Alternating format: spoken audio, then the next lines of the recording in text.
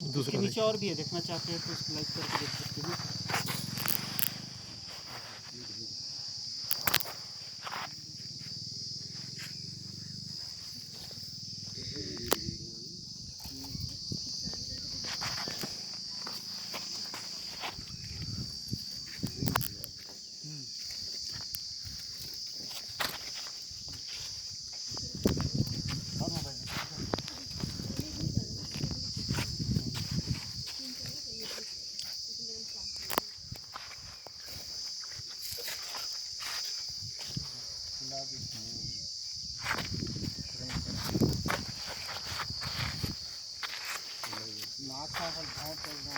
अभी तक थोड़ी रहता है यहाँ पर।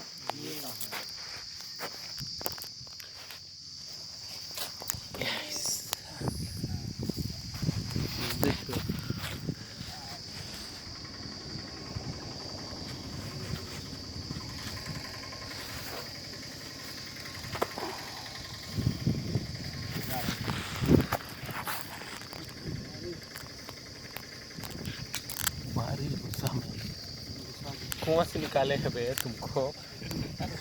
जीवन दान मिला है। तो दूसरा कुआं में रहता तो फटना मार के खत्म।